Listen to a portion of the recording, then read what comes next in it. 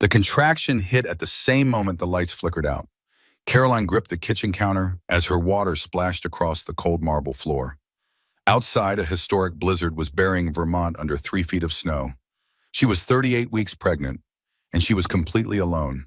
She called her husband, a millionaire, a man who had promised to love and protect her. He answered from a party. She could hear champagne glasses clinking, music playing, a woman laughing in the background. "Harrison, my water broke. The baby is coming." His response? "Don't be dramatic, Caroline. Call me when it's over." Then he hung up. He hung up on his wife in labor to eat cake with his mistress. What happened next will shock you. What Caroline discovered will enrage you. And how this story ends, you will never see it coming.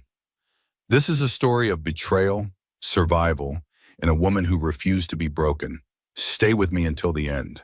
The contraction hit at the same moment the lights flickered out. Caroline gripped the kitchen counter as her water splashed across Harrison's pristine Italian marble floors. The pain radiated through her lower back like lightning. She gasped, reaching for her phone with trembling fingers. Outside, the blizzard howled against the windows of their Vermont estate. Snow had been falling for 6 hours straight. The Weather Service called it historic. Once in a generation, the kind of storm that trapped people in their homes for days. Caroline was 38 weeks pregnant, and she was completely alone. The kitchen smelled of the dinner she had been preparing: roasted chicken, rosemary potatoes, Harrison's favorite meal. She had been waiting for him to come home, timing everything perfectly so it would be warm when he arrived. He wasn't coming home. She knew that now. She found Harrison's contact and pressed call. The phone rang 4 times before he picked up. "Caroline." His voice sounded distant, distracted. "Harrison, my water broke." She forced the words out between shallow breaths. The contractions are 3 minutes apart, maybe less. A long pause. She heard something in the background. Music, laughter, the clink of glasses, the unmistakable sounds of a party in full swing. Tonight, Harrison's tone shifted to something she recognized. Annoyance. The same tone he used when she asked too many questions or needed too much attention. "It has to be tonight?" "The baby doesn't check calendars, Harrison." Another contraction seized her midsection. She bit down on her lip to keep from crying out. The pain was unlike anything she had ever experienced. It felt like her body was being torn apart from the inside. "Look, the roads are terrible. I'm in the city. It would take me hours to get there. And that's if I don't slide off a cliff somewhere." "Then call an ambulance. Call someone. I need to get to the hospital." More sounds from his end. A woman's voice, high and musical, calling out something Caroline couldn't quite hear. Then Harrison's muffled response, his hand clearly covering the phone. She caught fragments of words. "Be right there. Just a minute. Save me some." "Harrison?" Caroline's voice cracked. "Harrison, are you there?" He came back on the line. "Listen, I can't leave right now. This is important. Just call 911, Mom, okay? They'll send someone." The woman's voice again, clearer this time. "Harry, the cake is ready. Everyone's waiting." Harry, only one person called him Harry, his event planner. Vivian. Carolyn felt something cold settle in her chest, something that had been building for months, maybe years. The suspicion she had pushed down every time he came home late, the doubt she had silenced every time he turned his phone face down on the table, the fear she had ignored every time he mentioned Vivian's name with a little too much warmth. "Harrison, where are you?" Carolyn asked, though some part of her already knew, some part of her had known for months. "I'm at a work thing, a client dinner. Look, I really have to go. Just call for help. You'll be fine. First babies take forever anyway." "This is your baby too." The words came out smaller than she intended. Weaker. She hated how weak she sounded. "I'm scared, Harrison. I need you here." "Don't be dramatic, Caroline. Women have babies every day. Call me when it's over." The line went dead. Caroline stood frozen in the dark kitchen. The dial tone hummed in her ear. She pulled the phone back and stared at the screen. Call ended. 2 words that made no sense. 2 words that couldn't possibly be real. She checked the screen again. Call duration, 2 minutes, 43 seconds. She had called her husband to tell him she was in labor with their child, and he had hung up on her to eat cake at his mistress's party. The roasted chickens sat cooling on the counter. The rosemary potatoes were getting cold. The candles she had lit for their romantic dinner flickered in the drafty kitchen. All of it suddenly seemed pathetic. All of it seeming like evidence of her own foolishness. Another contraction doubled her over. This one was worse. This one made her see stars. She gripped the edge of the counter and breathed through it, counting the seconds until it passed. When it passed, she tried calling 911. Busy signal. She tried again. Same result. The storm must have overwhelmed the emergency lines. Everyone in the county was probably calling for help right now. She tried Harrison again. Straight to voicemail. His recorded voice smooth and professional. "You've reached Harrison Bennett. Leave a message and I'll get back to you at my earliest convenience." She didn't leave a message. What was there to say? She tried her mother-in-law, Margaret. No answer. Margaret never answered her calls anyway. From the beginning, Harrison's mother had made it clear that Carolyn wasn't good enough for her precious son. She tried her friend Cecilia. Nothing. Cecilia had been strange lately, distant, making excuses to cancel plans. Carolyn had assumed it was just the normal drift that happened when friends got busy with their own lives. Now she wondered if there was more to it. The landline was dead. The power was out. Her cell signal flickered between one bar and none. Carolyn made her way to the window, gripping furniture as she walked. Her legs felt unsteady. Her whole body felt wrong, like it belonged to someone else. Outside, the world had disappeared into a wall of white. The security lights were dark. The driveway was invisible under 2 feet of snow. And there, just visible through the swirling flakes, she saw tail lights disappearing down the private road. The caretaker's truck, Gerald. He must have decided to leave before the roads became completely impassable. She was utterly alone. The wind screamed against the glass. The old house groaned and settled. Caroline pressed her forehead to the cold window and watched the taillights vanish into the storm. She had given up everything for this marriage. Her career at the law firm, her apartment in Boston, her independence, her identity. She had believed Harrison when he said he wanted to take care of her, when he said she deserved a life of ease and comfort, when he said he would always be there.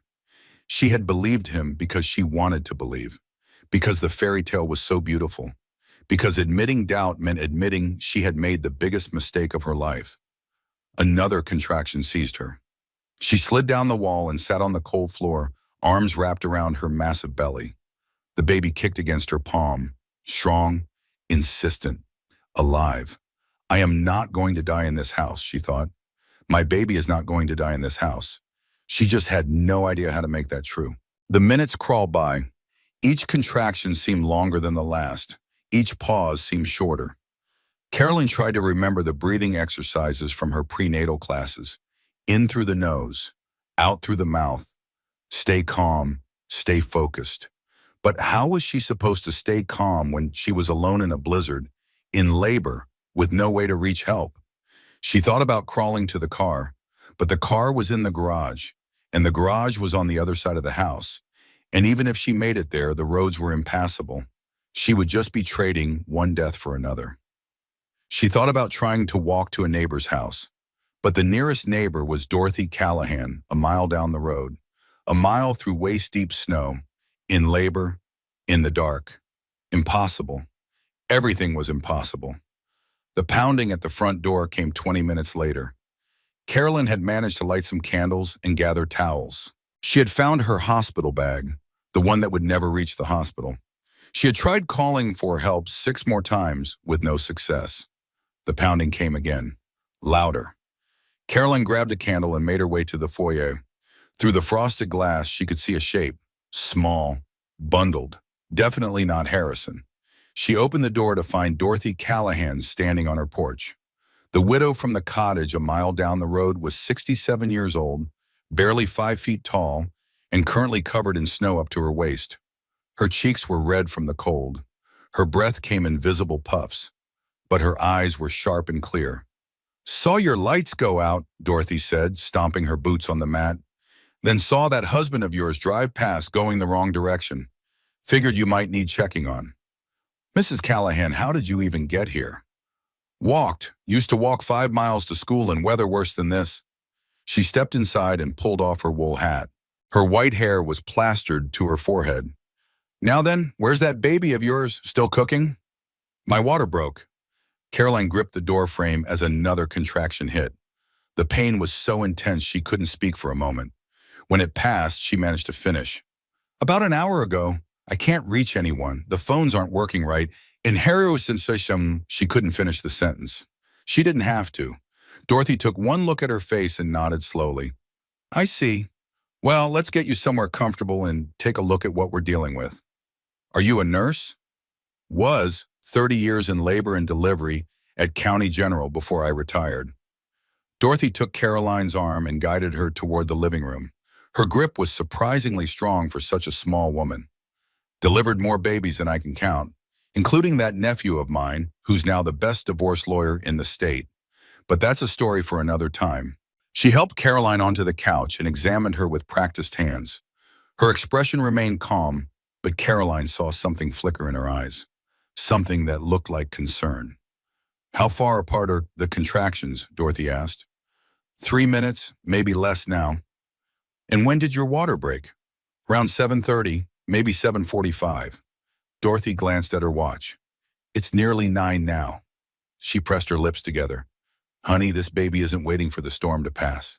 The head is already engaged. We're doing this tonight." "Here? We can't do this here. I need a hospital. What if something goes wrong?"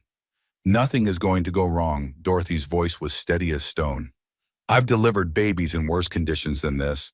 Farmhouses with no electricity. The back of a pickup truck once. A hospital is nice, but it's not required. What's required is someone who knows what they're doing.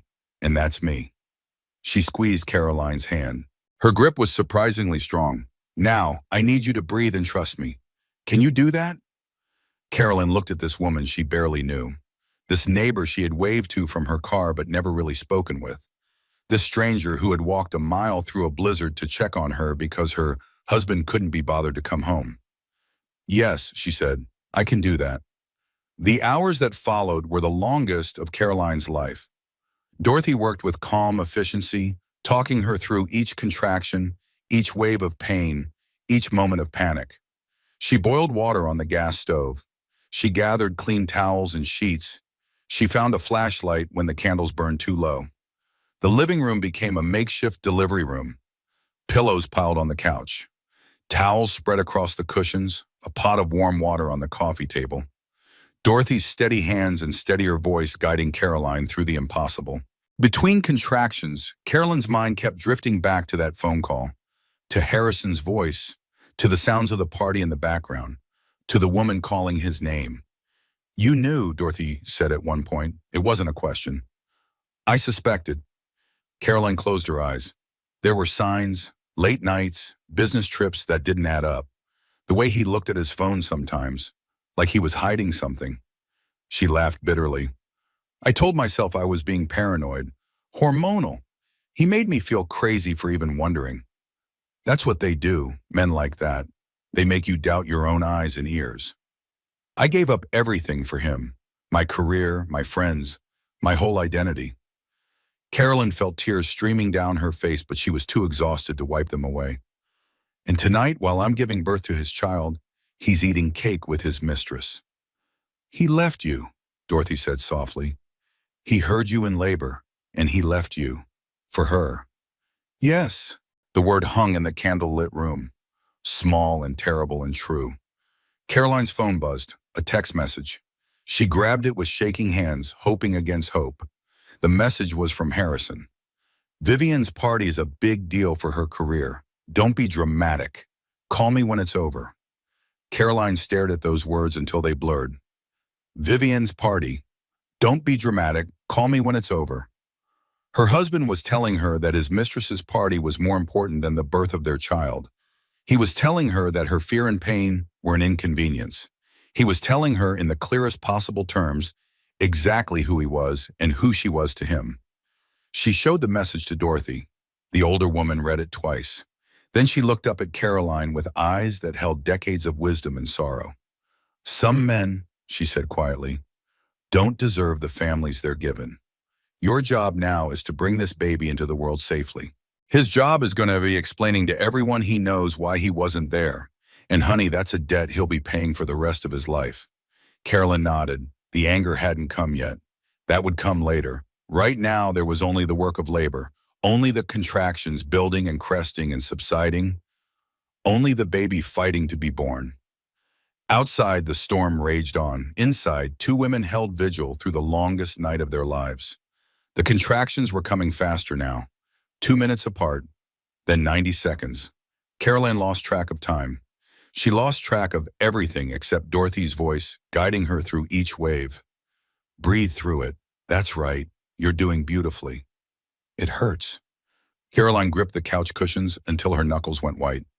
It hurts so much. I know, honey, I know. But you're strong, stronger than you know. The candles cast dancing shadows on the walls. The storm howled outside like a living thing trying to get in. Snow piled against the windows in drifts that climbed higher with each passing hour. Between contractions, Caroline tried calling for help again. The 911 line was still jammed. Her cell service flickered in and out. She managed to send one text to Cecilia before the signal died completely. In labor. Alone while we storm us help. She had no idea if it went through. Dorothy moved around the room with quiet efficiency. She checked Caroline's progress. She adjusted the pillows. She kept the water warm and the towels ready. She was everywhere at once, calm and competent and utterly unflappable. How are you so calm? Caroline asked during a brief respite. This is insane. This whole situation is insane. Panic doesn't help anyone. Dorothy sat down beside her and took her hand. I learned that a long time ago. In labor and delivery, you see every kind of crisis. Babies who don't want to come out. Babies who want it to come out too fast. Mothers who panic. Fathers who faint. You learn to stay calm because someone has to. But this isn't a hospital. This is a living room. Babies don't care where they are born. They just want to be born. Dorothy smiled slightly. This isn't the first home birth I've attended. Won't be the last. Though I admit the circumstances are more dramatic than most. At midnight, Dorothy checked her progress again. Her face was calm, but Caroline had learned to read the subtle tension in her jaw, the slight narrowing of her eyes. What is it? Caroline asked. What's wrong? Nothing's wrong. The baby is just coming faster than I expected. Dorothy patted her arm. First babies usually take their time. This one has other plans. Is that bad? It's not bad. It just means we need to be ready. The head is crowning. You're going to start pushing soon. Caroline felt a wave of panic wash over her. This was really happening. She was going to give birth on her living room couch, in a blackout, during a blizzard, with only a retired nurse for help. No monitors, no doctors, no epidural, no husband, no husband. The thought hit her fresh each time, like a wound that wouldn't stop bleeding. Harrison was 40 miles away, drinking champagne with his mistress. Harrison had heard the fear in her voice and hung up on her. Harrison had chosen a party over his own child's birth. Stop, Dorothy said firmly. I can see where your mind is going. Stop. I can't. Yes, you can. You are not going to think about that man right now. You are going to think about this baby. Your baby, the one who needs you to be present and strong. Carolyn took a shuddering breath. She looked at this stranger who had become her lifeline. This woman who had walked through a blizzard just to check on her. This woman who was now going to help her bring a new life into the world. You're right. I'm sorry. Don't apologize. Just focus. The next contraction came like a freight train. Carolyn cried out, unable to hold back any longer.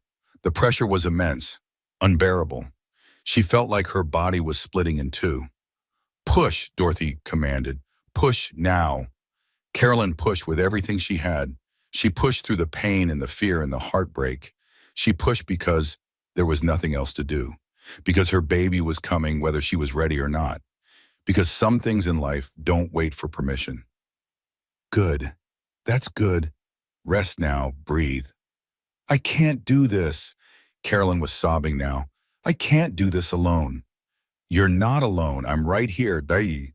Dorothy's voice was steady and sure. And you are doing this. You already are.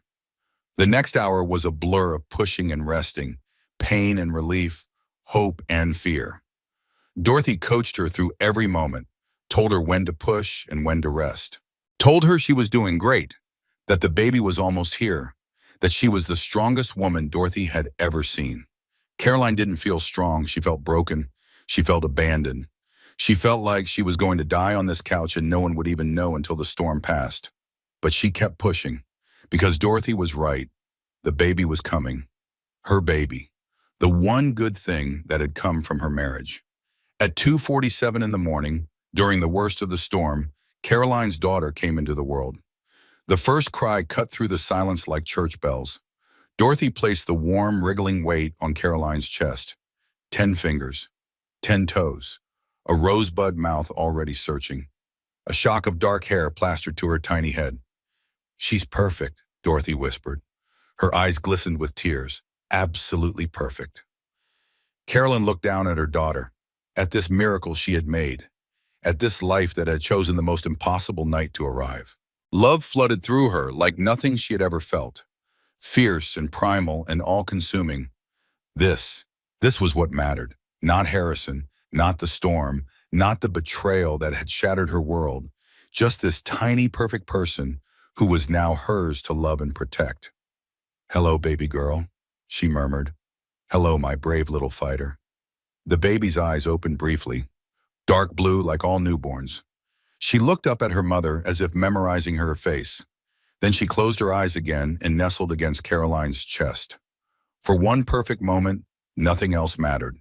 There was only this, only the warm weight of her daughter against her heart, only the miracle of new life, only the quiet certainty that whatever happened next, she would never be alone again. Then Dorothy's expression changed. "Caroline, I need you to stay calm." "What? What is it?" "The baby's breathing is a little shallow. It's probably nothing. The cold, the stress of the delivery. But I want to get her warmed up and monitored." Carolyn looked down at her daughter. The baby's lips had a faint bluish tinge. Her cries were weakening. "What do we do?" Carolyn's voice rose with panic. "Dorothy, what do we do?" "I have a Jeep at my place. 4-wheel drive, chains on the tires. If we bundle her up tight and go slow, we might be able to make it to County General." "Might? The roads are bad, really bad, but staying here with no equipment, no oxygen, no way to monitor her vitals." Dorothy shook her head. "That's a bigger risk." Carolyn made the decision in less than a second. "Let's go." The next hour was a blur of motion. Dorothy helped Caroline dress in layers. Warm sweater, heavy coat, wool socks inside snow boots. Every movement sent pain shooting through her exhausted body, but she ignored it. She had to. Her daughter needed her. They wrapped the baby in every blanket they could find, creating a cocoon of warmth. Caroline tucked her daughter inside her coat, against her chest, skin to skin. The baby's heartbeat was faint but steady against her own. The walk to Dorothy's cottage was brutal. The snow was waist-deep in places. The wind cut through their clothes like knives. Carolyn could barely see 3 feet in front of her. She just followed Dorothy's voice, one step at a time, clutching her daughter against her chest. Every few minutes, she checked to make sure the baby was still breathing. Every few minutes, she whispered promises into the darkness. "We're going to be okay. Mommy's got you. Just hold on a little longer." They made it to the cottage. They made it to the Jeep. Dorothy's hands shook as she fumbled with the keys, but she got the engine started. The heater roared to life. "Okay," Dorothy said. "Here we go." The drive was 20 miles of terror. The headlights barely penetrated the swirling snow. The road was invisible beneath the drifts. Every few minutes, the Jeep would slide, and Caroline would hold her breath, whispering prayers she didn't know she remembered. The baby was quiet against her chest. Too quiet. "Talk to her," Dorothy said. "Let her hear your voice." "What do I say?" "Anything. Everything. Tell her about the life you're going to give her." So Caroline talked. She talked about summer days at the beach, about first steps and first words, about birthday cakes and bedtime stories, about the dawn they would get and the garden they would plant and all the love she would pour into this tiny person for as long as she lived. "We're going to be okay," she whispered. "You and me, baby girl. We're going to be okay." They almost didn't make it. 15 miles from the hospital, the Jeep hit a patch of black ice. The vehicle spun, sliding toward the guardrail and the ravine beyond. Dorothy fought the wheel, her small hands surprisingly strong. At the last possible moment, the tires caught. The Jeep straightened. Jesus Christ, Caroline breathed. Language, Dorothy said, but her hands were shaking. They reached County General at 4:12 in the morning. The emergency entrance was lit up like a beacon. Carolyn barely remembered getting out of the Jeep. She barely remembered the automatic doors sliding open, the rush of warm air, the faces of nurses and doctors surrounding her. "My baby," she said. "Something's wrong with my baby." Dr. Nathan Whitmore, a tall man with kind eyes and gray temples, took one look at the newborn and called a code. The baby was whisked away to the NICU. Carolyn tried to follow, but her legs gave out. Someone caught her. Someone guided her to a wheelchair. "Ma'am, you just gave birth. We need to examine you." "I need to see my daughter." "You will, but right now, let us help you." Carolyn looked at Dorothy, who was standing by the nurse's station, still in her snow-covered coat. The old woman nodded. "Go," she said. "I'll wait right here. I'm not going anywhere." So Caroline let them take her, let them examine her and clean her and put her in a hospital gown. Let them start an IV and take her blood pressure and ask 100 questions she could barely answer. And all the while, she watched the clock on the wall, counting the minutes since she had last seen her daughter, counting the hours since Harrison had hung up on her, counting the lies she had told herself about her marriage. At 5:30, Dr. Whitmore came to her room. "Your daughter is stable," he said. "Her oxygen levels are improving. She had some respiratory distress, probably from the cold and the stress of the delivery, but she's a fighter. She's going to be fine." Carolyn burst into tears. "Can I see her?" "In a little while. She's in an incubator right now, getting warmed up and monitored. But yes, you can see her soon." He paused at the door. "Mrs. Bennett, the admitting nurse said she tried to reach your emergency contact. Your husband. He hasn't returned our calls." Carolyn laughed. It was not a happy sound. "No," she said. "I don't imagine he has." Dr. Whitmore's expression shifted. Confusion gave way to understanding. Understanding gave way to something that looked like pity. "Is there someone else we can call for you?" Carolyn thought about her mother who had died 3 years ago, her father who had never been in the picture, her friends who had all drifted away during her marriage to Harrison, her mother-in-law who had never approved of her. "No," she said, "there's no one else." But that wasn't entirely true. Dorothy was still in the waiting room. Dorothy, who had walked a mile through a blizzard. Dorothy, who had delivered her baby by candlelight. Dorothy, who had risked her life driving through the storm. A stranger had shown more care for Caroline in one night than her husband had shown in 3 years of marriage. She looked at her phone on the bedside table. 17 missed calls from her over the past 8 hours. Not a single one returned. 0 texts from Harrison asking if she was okay. 0 calls wondering if his wife and child had survived the night. 0. Caroline picked up the phone. Her hands were steady now. The shock was fading, replaced by something colder, something harder. She typed a message to Harrison. "I'm at County General. I had the baby. A girl. We almost died. You weren't there. You will never have the chance to not be there again. It's over." She pressed send. Then she put the phone face down on the table and closed her eyes. Tomorrow she would figure out what came next. Tomorrow she would call lawyers and make plans and rebuild her shattered life. But tonight she was going to rest. She had earned that much. 3 years ago, Caroline believed in fairy tales. 3 years ago, she was an idiot. She lay in her hospital bed staring at the ceiling, letting the memories wash over her. She had spent so long pushing them down, ignoring the doubts, silencing the voice in her head that whispered something is wrong. Now that voice was screaming, and she couldn't ignore it anymore. The hospital room was quiet except for the beep of monitors and the soft hum of the heating system. Outside, the storm had finally passed. Weak winter sunlight filtered through the blinds. The world looked clean and new, washed white by the blizzard. But Caroline's world would never be clean again. It had been dirty for years. She just hadn't wanted to see it. She met Harrison at a charity gala. She was 30, a rising associate at a prestigious Boston law firm. She worked 80-hour weeks and lived in a tiny apartment and had exactly one plant that she kept forgetting to water. She was successful and exhausted and desperately lonely. He was 35, a venture capitalist with a fortune in tech investments. He was handsome and charming and relentless in his pursuit. He had the kind of confidence that came from never being told no. I saw you across the room, he said that first night, pressing a glass of champagne into her hand, and I knew I had to meet you. She should have been suspicious. Men like Harrison didn't pursue women like her. She was pretty enough, smart enough, successful enough, but she wasn't the kind of woman who turned heads in ballrooms. She wasn't the kind of woman who inspired love at first sight, but she wanted to be. God, how she wanted to be. Her mother had just died. Cancer, quick and brutal. One day she was there, the next she was gone. Caroline had spent months in a fog of grief, going through the motions of her life without really living it. And then Harrison appeared, like a life raft in the middle of an ocean, like a fairy tale prince riding in to rescue her from her sadness. So when Harrison showed up at her office with flowers the next day, she was charmed. When he took her to dinner at restaurants she couldn't afford, she was dazzled. When he looked at her like she was the only woman in the world, she believed him. You work too hard, he said over expensive wine. You deserve someone to take care of you. I can take care of the self, she replied. I know you can, but wouldn't it be nice not to have to? And it was. It was nice to be courted and pampered and adored. It was nice to feel special after years of feeling invisible. It was nice to have someone else make the decisions, plan the dates, pick the restaurants.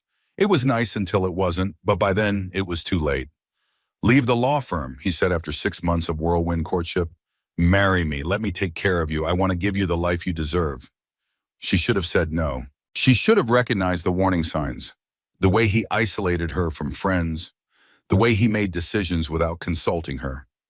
The way his charm could flip to coldness in an instant. But the fairy tale was so beautiful, and she was so tired of being alone. They married in a ceremony that cost more than her yearly salary. 200 guests, a string quartet, flowers imported from Holland. Carolyn floated through the day in a haze of happiness, barely aware of the undercurrents swirling around her. Her law school friends attended, looking impressed and slightly uncomfortable. His family attended, looking polished and slightly cold. His mother, Margaret, pulled her aside during the reception. I hope you know what you're getting into, Margaret said. Her voice was pleasant enough, but her eyes were sharp, appraising. Harrison has certain expectations. He's used to getting what he wants.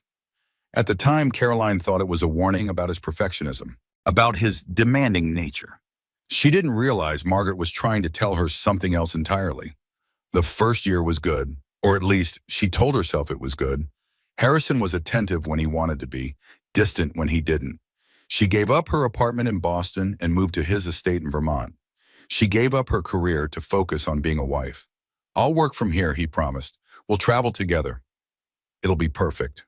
But he didn't work from there. He was gone constantly. Meetings in New York, conferences in San Francisco, client dinners that ran until midnight. She was alone in that beautiful house more often than not, rattling around like a ghost. She learned to fill the silence. She redecorated the guest bedrooms. She planted a garden that never quite flourished. She read books and watched movies and tried not to think about the career she had abandoned, the friends she had lost touch with, the person she used to be. And then there were the phones. The way his was always face down on the table. The way he would step into another room to take calls. The way he would smile at the screen sometimes, then catch her watching and quickly put it away. Who was that? She asked once. Just work, he said. Nothing interesting. But the smile hadn't been a work smile. She knew the difference. She had spent 3 years learning to read his expressions, to anticipate his moods, to avoid the topics that made him cold. The signs were there from the beginning. She could see them now, laid out like breadcrumbs leading into a dark forest. Business trips that didn't add up. Credit card statements that didn't make sense. The way Cecilia, her oldest friend, had grown distant after attending their wedding. The way Harrison's colleagues looked at her with something like pity. And Vivian. Always Vivian. My event planner, Harrison called her. She handles all the charity galas, the company parties. She's very good at what she does. Vivian was at every event. Vivian was in every photo. Vivian called him Harry, a nickname no one else used. Vivian looked at him like he belonged to her, because he did. He always had. Carolyn's phone buzzed, pulling her from the memories. A text from an unknown number. There was a photo attached. She opened it, and her world shifted again. The image showed Harrison and Vivian kissing passionately in what appeared to be a coat closet. She recognized the wallpaper in the background. It was from her baby shower. The baby shower Vivian had organized last month. Her own baby shower. The party where friends and family had gathered to celebrate the arrival of her child. And in the coat closet, behind the coats and the gifts and the good wishes, her husband had been kissing his mistress. Below the photo was a message. Your husband has been with her for 2 years. He met her before he met you. You were always the cover story. Sorry, a friend. Caroline stared at the screen. 2 years. He had been with Vivian for 2 years, which meant the affair started before their wedding, before their engagement, before everything. He met her before he met you. You were always the cover story. She wasn't the love of his life. She was the decoy, the respectable wife who made him look good, the prop in his carefully constructed image. Every sweet memory she had was now tainted. Their honeymoon in Italy. Had he been texting Vivian from the Amalfi Coast? The nursery he had insisted on designing himself. Was it guilt that made him so involved? Every I love you he had ever said, were they just words he knew she needed to hear? A knock at the door interrupted her spiraling thoughts. Dorothy entered with 2 cups of coffee. I sweet-talked the nurse into letting me bring these, she said. Hospital coffee is terrible, but it's hot. She stopped when she saw Caroline's face. What happened? Caroline handed her the phone without a word. Dorothy read the message, looked at the photo, and sat down heavily in the chair beside the bed. Well, she said quietly, that explains a few things. I wasn't imagining it. Caroline's voice was flat, almost detached. Every time I felt something was wrong, I was right. I was right all along. Of course you were. Women always know. We just don't always let ourselves believe. I believed him instead of myself. For 3 years I believed him instead of myself. Dorothy reached over and took her hand. You believed in your marriage. That's not a character flaw, Caroline. That's love. Or what you thought was love. The flaw belongs to him, not you. A nurse poked her head in. Mrs. Bennett, your daughter is ready to see you if you're feeling up to it. Caroline pushed herself out of bed. Her body ached, her stitches pulled, but nothing was going to keep her from her daughter. She made her way to the NICU, Dorothy beside her. Through the window, she could see rows of incubators. Monitors beeped softly. Nurses moved between stations with quiet efficiency. And there, in the incubator nearest the window, was her daughter. So small, so fragile, so perfect. She's off the oxygen now, a nurse explained. Her vitals are strong. She's a fighter, this one. Caroline pressed her hand against the glass. The baby was sleeping peacefully, her tiny fists curled beside her face. She looked so vulnerable, so innocent, so completely unaware of the chaos that surrounded her arrival. I was thinking of calling her Lily, Caroline said softly. Lily Caroline, after my mother. That's beautiful, Dorothy said. My mother died 3 years ago, right before I met Harrison. Caroline's eyes never left her daughter. Sometimes I wonder if that's why I fell for him so fast. I was grieving. I was lonely. And he seemed like everything I had ever wanted. Grief makes us vulnerable. There's no shame in that. But there's consequences. There's always consequences. She thought about the life she had given up, the career she had abandoned, the friends she had neglected. All for a man who had been lying to her from the very beginning. What am I going to do? She whispered. I have nothing, no job, no savings, no family. Everything is in his name. Everything belongs to him. Not everything. Dorothy nodded toward the incubator.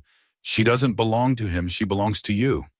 Caroline looked at her daughter, at this tiny, perfect person who had chosen the worst possible night to enter the world, who had survived a blizzard and a car accident in respiratory distress, who had fought to live when everything was against her. You're right, Caroline said. She belongs to me, and I am going to fight for her. I'm going to fight for both of us. It was a promise, the first real promise she had made to herself in 3 years, and she intended to keep it. The next 3 days passed in a blur of hospital routines and sleepless nights. Caroline spent every possible moment in the NICU watching Lily grow stronger hour by hour. The baby's color improved. Her breathing stabilized. By the second day, she was nursing like a champion. Caroline memorized every detail of her daughter's face, the curve of her cheek, the tiny wrinkle between her eyebrows when she was hungry, the way her fingers curled around Caroline's thumb like she never wanted to let go. This was what mattered. This was what she had to protect. She's ready to go home, Dr. Whitmore told Caroline on the morning of the third day. Whatever home looks like for you right now.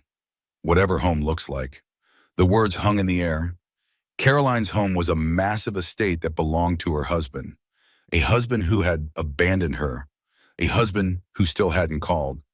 She had checked her phone obsessively for the first day, expecting him to call, expecting him to show up with flowers and apologies and explanations, expecting the Harrison she had married to appear and make sense of the monster who had left her in the storm.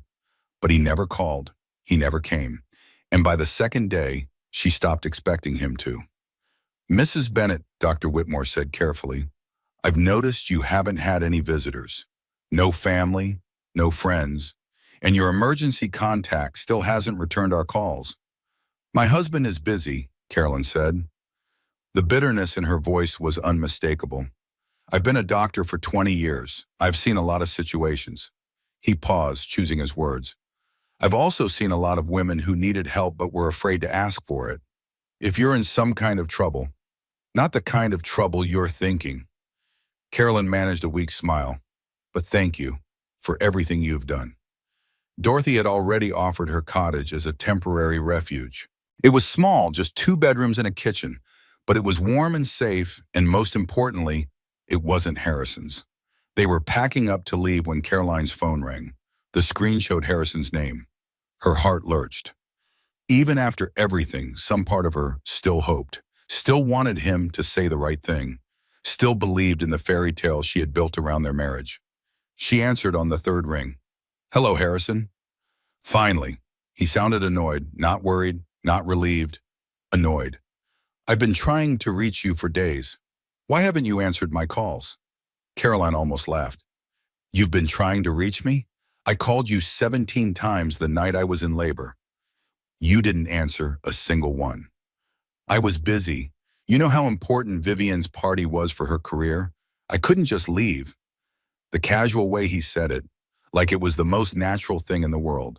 Like, of course, his mistress's party was more important than his wife giving birth. I was giving birth to your child, Harrison. In a blizzard, alone, I almost died.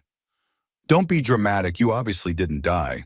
And the baby's fine, right? I got your text. Caroline closed her eyes, took a breath, reminded herself that screaming at him wouldn't help. The baby is fine. Her name is Lily. Lily? He snorted. That's a bit common, isn't it? I was thinking something more sophisticated. Evangeline, Miriam, or Cordelia. Her name is Lily. It's not up for discussion. A pause, then Harrison's voice shifted, becoming silky and smooth. The voice he used when he was trying to get what he wanted. The voice that used to make her melt. Look, I know things got a little tense the other night. I'm sorry I couldn't be there. The roads were really bad and I had obligations. But I'm coming to get you now. We'll go home, get you settled, put this whole thing behind us. Put it behind us? Carolyn's grip tightened on the phone. You abandoned me, Harrison. You hung up on me while I was in labor. You chose your mistress's party over the birth of your child. Mistress? What are you talking about? Vivian, oh, don't pretend you don't know what I'm talking about. Another pause. Longer this time. Who told you that? His voice was different now. Colder. The charming mask slipping to reveal something ugly beneath. Does it matter? It matters because it's not true. Vivian is my event planner. Nothing more. I have photos, Harrison, from my baby shower, photos of you and Vivian in the coat closet, and messages from someone who knows exactly how long this has been going on. Silence on the line. She could almost hear him calculating, trying to figure out what to say, how to spin this. I don't know what you think you saw, but you're blowing this out of proportion. You're hormonal. You just had a baby. You're not thinking clearly. I'm thinking more clearly than I have in 3 years. Carolyn, his voice hardened. I'm coming to get you. We're going to go home and talk about this like adults. Whatever stories you've been told, I'm sure there's a reasonable explanation. No. Excuse me? No, I'm not going home with you. I'm not talking about this. We're done, Harrison. Our marriage is over. You're being ridiculous. You have nowhere to go, no money, no job. Everything you have, I gave you. Then I'll start over with nothing. That's still better than staying with you. You'll regret this. His voice was a snarl now. The mask had slipped completely. This was the real Harrison. The one she had caught glimpses of over the years. The one she had pretended not to see. I'll make sure you regret this. I'm sure you'll try. Carolyn looked across the room at Dorothy, who was holding Lily wrapped in a pink blanket. Her daughter, her future, her reason to fight. But I have something you don't, Harrison. I have our daughter, and I have the truth. Good luck explaining to everyone you know why you weren't there when your wife gave birth. Good luck explaining the mistress and the lies and the fraud. Fraud? What the hell are you talking about? I was a corporate lawyer, Harrison. Did you really think I wouldn't eventually look into your finances? She was bluffing. She hadn't looked into anything yet. But she knew there was something there she had always known. The way he separated his business from the household accounts. The way he deflected when she asked questions. The way certain numbers never quite added up. You're crazy. You're absolutely crazy. Maybe, but I'm also done. Have your lawyer contact mine. She hung up. Her hands were shaking, her heart was racing. But underneath the fear, there was something else. Something that felt almost like freedom. Dorothy crossed the room and handed her Lily. The baby nestled against her chest, making soft cooing sounds. That sounded like it went well, Dorothy said dryly. About as well as expected. Caroline stroked her daughter's cheek. He's going to fight me. He's going to try to destroy me. Probably, Dorothy pulled a business card from her pocket. Which is why you need to call this number. My nephew, Franklin Pierce, best divorce attorney in the state. I told him about your situation. He wants to help. Carolyn took the card. Franklin Pierce, attorney at law, specializing in family law and complex asset division. I can't afford a lawyer like this. Let me worry about that. Franklin owes me for getting him through colic, teething, and a brief rebellious phase in high school. He'll take your case. Caroline looked at the card, then at Dorothy, then at her daughter. Why are you doing this? She asked. You barely know me. Why are you helping me so much? Dorothy was quiet for a moment. Then she sat down in the chair by the window. I was married once, she said, to a man a lot like your Harrison. Handsome, charming, full of promises he never intended to keep. What happened? I stayed too long. I made excuses. I told myself it wasn't that bad, that things would get better, that I had nowhere else to go. Dorothy's eyes were distant, looking at memories Caroline couldn't see. By the time I finally left, I had wasted 20 years of my life, 20 years I can never get back. I'm sorry. Don't be sorry. Just don't make the same mistake. She leaned forward. You have a chance right now, Caroline. A chance to start over, to build a life for yourself and your daughter. Don't waste it. Caroline looked down at Lily, at this tiny, perfect person who deserves so much better than the family she had been born into. I won't, she said, I promise. Later that afternoon, they left the hospital. Dorothy drove her old Jeep through streets still piled with snow. Caroline sat in the back, Lily's car seat beside her. The storm had passed. The sky was a brilliant, aching blue. The world looked clean and new, like it had been washed and set out to dry. We're going to be okay, Carolyn whispered to her daughter.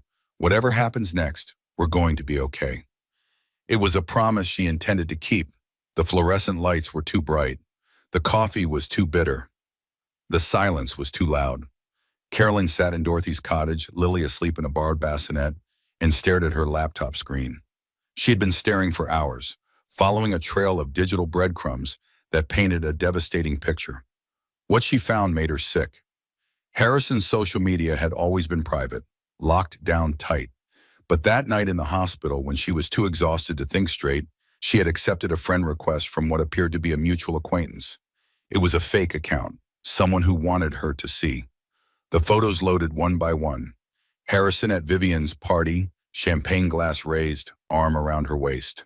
The timestamp showed 11:47 p.m., while Caroline was pushing through the final stages of labor. The caption read, "Celebrating the future with my favorite person." The comments were worse. "You two are goals," from one of his associates. "Finally made it official," from someone she didn't recognize. "About time, H," from Vivian's sister. Everyone knew. Everyone saw it. Everyone smiled for the camera while his wife was fighting for her life in a snowstorm. Caroline kept scrolling, more photos, more timestamps, more evidence of a double life she had only suspected. A weekend in the Hamptons when Harrison said he was at a conference. A Christmas party she hadn't been invited to. Dinners at restaurants she had never heard of. Hotel lobbies in cities she didn't know he had visited. 2 years. For 2 years, Harrison had been living a completely separate life with Vivian, and no one had told her. She thought of all the friends who had drifted away, the colleagues who stopped returning her calls, the family members who seemed uncomfortable around her. They knew. They all knew. Her phone buzzed. A text from an unknown number. "I know you saw the photos. I'm sorry. I wanted to tell you for so long. I was just scared." Caroline typed back, "Who is this?" A pause, then, "It's Cecilia. We need to talk." Cecilia, her college roommate, her maid of honor, her best friend who had inexplicably disappeared from her life after the wedding. "Come to Dorothy's cottage," Carolyn typed. "The address is 4847 Mountain Road." 2 hours later, Cecilia arrived. She stood in the doorway, clutching a bouquet of flowers that felt pathetically inadequate. Her eyes were red. Her face was puffy. "I wanted to tell you," she said before Caroline could speak. "So many times I wanted to tell you." "Then why didn't you?" Cecilia stepped inside. She looked around the modest cottage, the worn furniture, the faded curtains, the borrowed bassinet in the corner, and her face crumpled. "Harrison threatened me. He said if I told you about Vivian, he would destroy Ryan's business." Ryan was Cecilia's husband. "He has investors in Ryan's startup.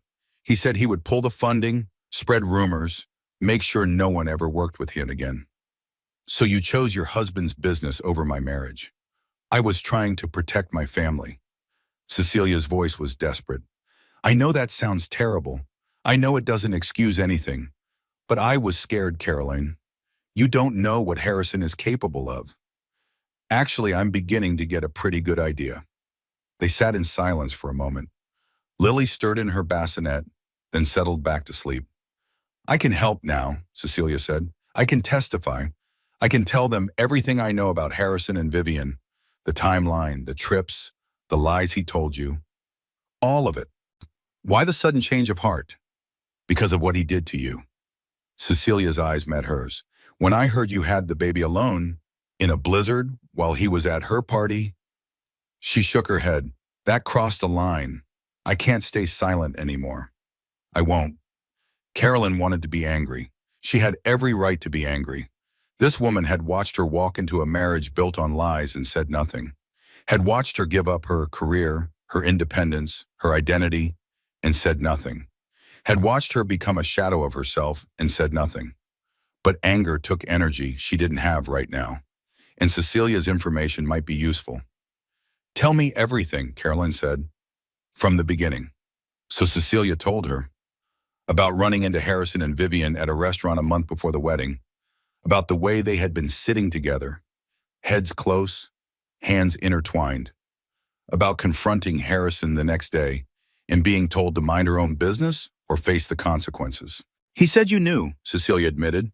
"He said you had an arrangement, that you were okay with it as long as he was discreet." "And you believed him?"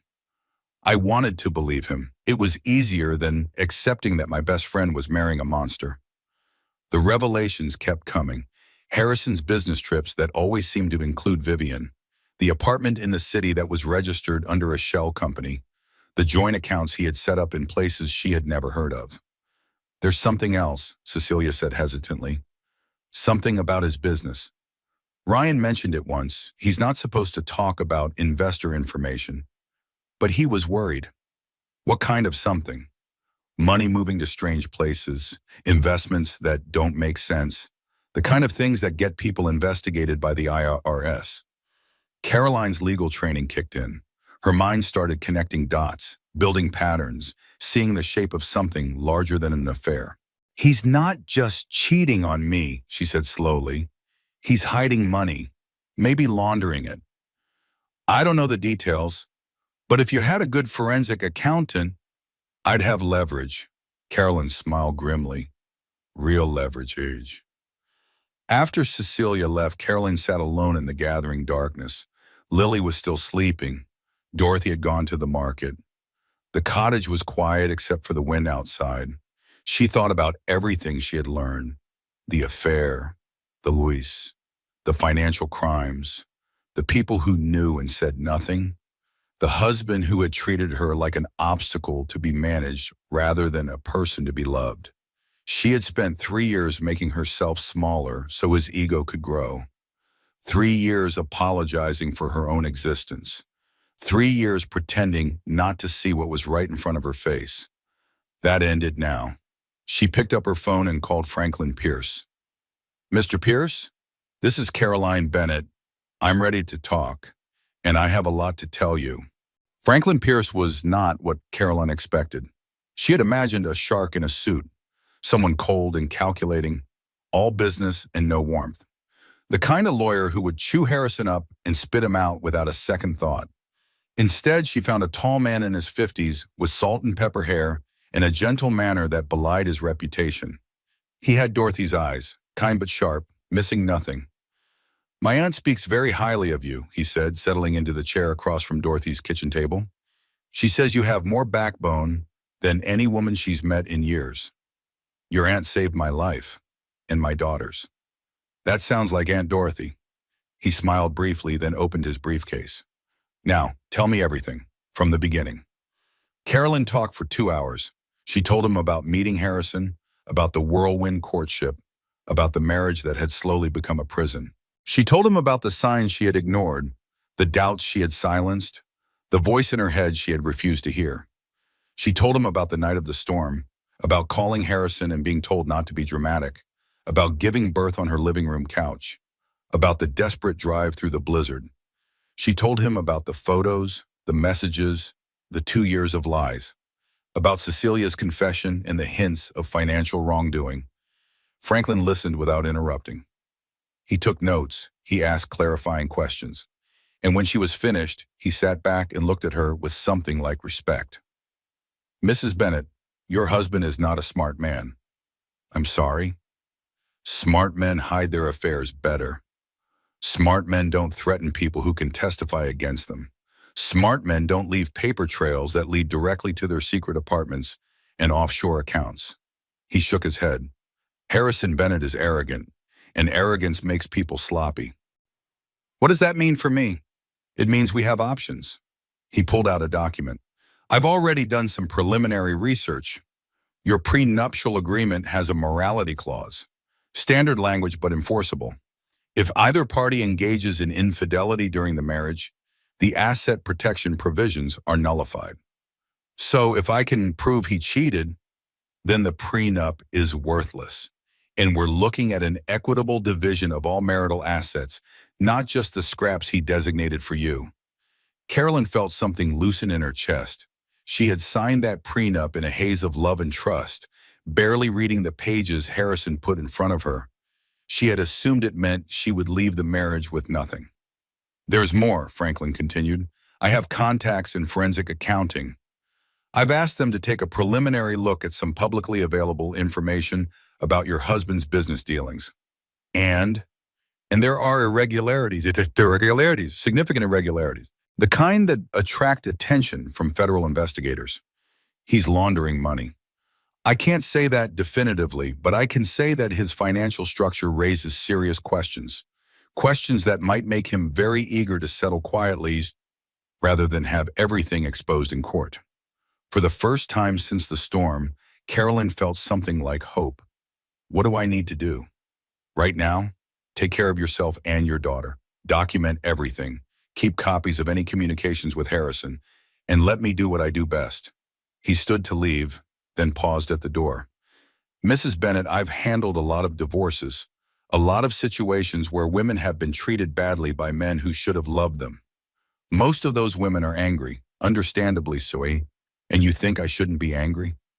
I think anger is a fuel, not a destination. Use it to get through this, then let it go. He smiled slightly. My aunt would say the same thing. She's a wise woman. After he left, Carolyn stood at the window, watching his car disappear down the snowy road. Lily was in her arms, warm and drowsy from her afternoon feeding. We're going to be okay, she whispered. We have a good lawyer. We have Dorothy. We have the truth. But even as she said it, she knew the battle was just beginning. Margaret Bennett arrived at the hospital unannounced. It was the 5th day after Lily's birth. Carolyn had brought her daughter back for a routine checkup. She was in the pediatric waiting room, Lily sleeping peacefully in her car seat, when she heard a familiar voice at the reception desk. I'm looking for my daughter-in-law, Caroline Bennett. She had a baby here last week. Carolyn's stomach dropped. She considered hiding, considered slipping out the back door. But she was done hiding, done running. Margaret, she said, standing up, I'm right here. Her mother-in-law turned. For a moment, her face showed something like concern. Then the mask slipped back into place, the carefully composed expression Caroline knew so well. There you are. I've been trying to reach you for days. I've been busy, having a baby, nearly dying, the usual. Margaret's eyes flicked to the car seat where Lily was sleeping. Her expression softened almost imperceptibly. May I see her? Caroline hesitated. Then she nodded. Margaret knelt beside the car seat. She looked at her grandchild for a long moment. Her hand trembled slightly as she reached out to touch the baby's cheek. She looks like Harrison did when he was born. I know. I came to talk to you, Caroline, about your accusations. Harrison says you have been making wild claims, that you're suffering from some kind of postpartum episode. Of course he does. He says you're delusional, that you've been telling people he cheated on you. I'm not delusional, and he did cheat on me for 2 years with his event planner. That's absurd. Vivienne is a professional contact, nothing more. Carolyn reached into her bag and pulled out her phone. She found the photo from the baby shower, the one showing Harrison and Vivienne in the coat closet, kissing. She handed the phone to Margaret. The older woman looked at the screen. Her face went pale. This could be, it might be. Carolyn showed her the next photo, and the next, and the next. 2 years of evidence, timestamp after timestamp, location after location. Then she played the voicemail, the one Harrison had left during her labor. Vivienne's party is a big deal for her career. Don't be dramatic, call me when it's over. Margaret listened to her son's voice, listened to the party sounds in the background, listened to the dismissiveness, the coldness, the complete indifference to his wife's suffering. When the recording ended, she sat down heavily in a waiting room chair. I didn't know, she said. Her voice was barely a whisper. I swear to you, I didn't know. Would it have mattered if you did? Margaret looked up. For once, there was no hostility in her eyes. No superiority, just pain. I don't know, she admitted. I would like to think so, but I've been making excuses for Harrison his whole life. His father was the same way. Charming on the surface, cold underneath. I told myself it was just how men were. I told myself I was lucky he provided for us. And now? Now I have a granddaughter who was born in a blizzard while her father ate cake with his mistress. Margaret's voice cracked. My son did that. My son. She began to cry. Not the polished, dignified tears Caroline would have expected. Real, ugly, messy crying. The crying of a woman whose illusions had just shattered. I'm filing for divorce, Caroline said when Margaret's tears subsided. Full custody, maximum asset division. And if the investigation into his business turns up what I think it will, criminal charges. Investigation? His financial records have irregularities. Serious ones, the kind that interest federal prosecutors. Margaret was silent for a long moment. Then she said something Caroline never expected. I want to help. Excuse me? I want to help you with the divorce, with the investigation, with whatever you need. She looked at Lily again. That child is my granddaughter. She deserves better than what Harrison is, what I let him become. You would testify against your own son? I would tell the truth, whatever that looks like. Margaret straightened her shoulders. I spent 40 years covering for men who didn't deserve it. First my husband, then my son. I'm 64 years old, Carolyn. I don't have time for more lies. Caroline studied her mother-in-law's face, looking for the catch, the angle, the hidden agenda. All she saw was a tired old woman who had finally seen her son clearly. Okay, she said slowly, if you mean it, if you're really willing to help. I mean it. Then we should talk to my lawyer. His name is Franklin Pierce. The next 6 weeks were a blur of depositions, document review, and sleepless nights. Franklin Pierce had assembled a team, a forensic accountant named Patricia who could trace money through shell companies like a bloodhound following a scent, a private investigator named Marcus who specialized in high-net-worth divorces, a family law associate named Jessica who handled the paperwork and scheduling. They worked out of Dorothy's small cottage, papers spread across every available surface. Lily napped in her bouncy seat while the adults built a case that would destroy her father. The picture that emerged was worse than Caroline had imagined. Harrison's tech investments were legitimate, mostly, but behind them was a web of offshore accounts, shell companies, and financial transactions that made no sense unless you were trying to hide something. Money laundering, Patricia confirmed. Classic structure. He moves funds through a series of entities, each one adding a layer of confusion. By the time it reaches the final destination, it's almost impossible to trace. Where's the money going? Carolyn asked. Everywhere. Cayman Islands, Switzerland, Singapore. He's been at this for at least 5 years, long before you married him. So the marriage was cover, probably. Patricia shrugged. A respectable wife, a baby on the way. It makes him look stable, legitimate, the kind of man banks trust with large transactions. The affair with Vivian turned out to be even more complicated than Carolyn had realized. Vivian wasn't just his mistress. She was his business partner. Many of the shell companies were registered in her name. The apartment in the city was technically hers. She had been integral to his schemes from the beginning. Thomas Wexler reached out a month into the process. He was Harrison's business partner, a quiet man Carolyn had met only a few times at company events. He called her on a Tuesday afternoon, voice low, sounding nervous. I have information, he said, about Harrison's business practices. I've been documenting irregularities for months. I didn't know what to do with it. Why are you coming to me now? Because of what he did to you. Thomas's voice hardened. I watched him lie to you. Watched him treat you like you were invisible. My daughter asked me once if I was a good person. I'd like to be able to say yes. He had records, hundreds of pages of internal documents showing exactly how Harrison moved money through the company, contracts with suspicious provisions, wire transfers that didn't match invoices, emails discussing arrangements in coded language. This is explosive, Patricia said when she reviewed the materials. This isn't just a civil matter anymore. This is federal prosecution territory. The walls were closing in on Harrison Bennett, and he didn't even know it yet. The courthouse steps were crowded with the cameras. Somehow the story had leaked. Millionaire tech investor abandons laboring wife in blizzard for mistress. The headlines wrote themselves. Every news outlet in the state had picked up the story. Social media was on fire. Everyone had an opinion. Carolyn had seen the hashtags. Team Caroline. Justice for Lily. Blizzard baby. The internet had transformed her private nightmare into a public spectacle. She wasn't sure how she felt about that. Part of her resented the intrusion. Part of her was grateful for the support. She stood at the bottom of the courthouse steps, taking a deep breath. The February air was crisp and cold. Snow still lined the streets, but the sky was clear. A perfect winter day for the end of a marriage. Franklin appeared at her elbow. Ready? No, she admitted, but let's do it anyway. They walked through the gauntlet of reporters together. Cameras flashed.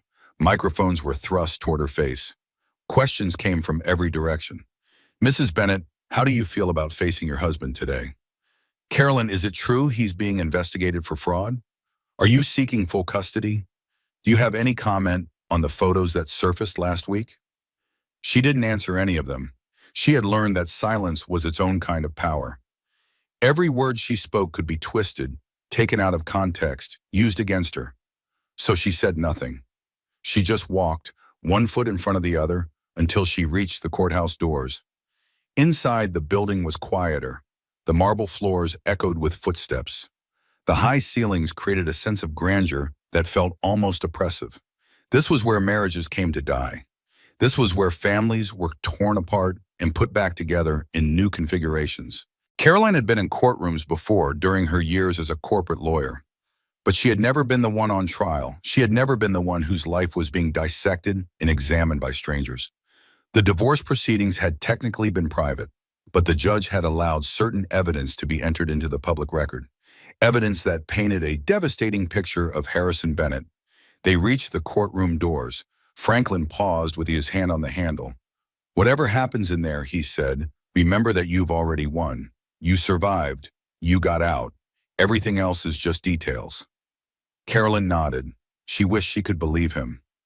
Inside the courtroom, Harrison sat at the defendant's table with his legal team. 3 lawyers in expensive suits, all projecting confidence they couldn't possibly feel. They had reviewed the evidence. They knew what was coming. Harrison himself looked diminished. The charming facade was cracking. His hair was disheveled in a way she had never seen before.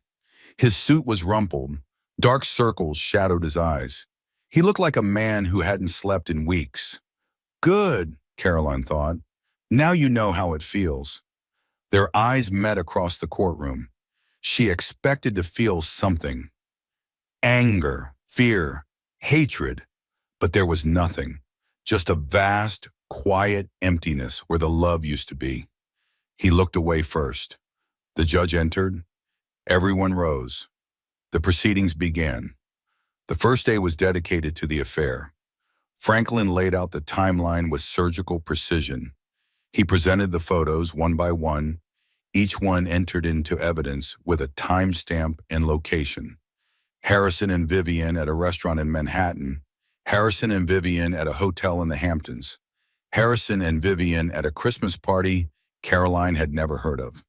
Harrison and Vivian in the coat closet at Caroline's own baby shower. The courtroom was silent as the photos appeared on the screen. Caroline watched the faces of the jurors. She saw shock. She saw disgust. She saw the kind of judgment that no amount of money could buy off. Cecilia testified about what she had witnessed and why she had stayed silent. Her voice shook, but she got through it. She described running into Harrison and Vivian before the wedding. She described Harrison's threats. She described the guilt that had haunted her for 3 years. "He threatened to destroy my husband's business," she said. "He made me believe I had no choice." "And do you believe Mrs. Bennett is telling the truth about the affair?" Franklin asked. "Yes, without question. I saw them together with my own eyes." Harrison's lawyers tried to object. They tried to discredit Cecilia's testimony.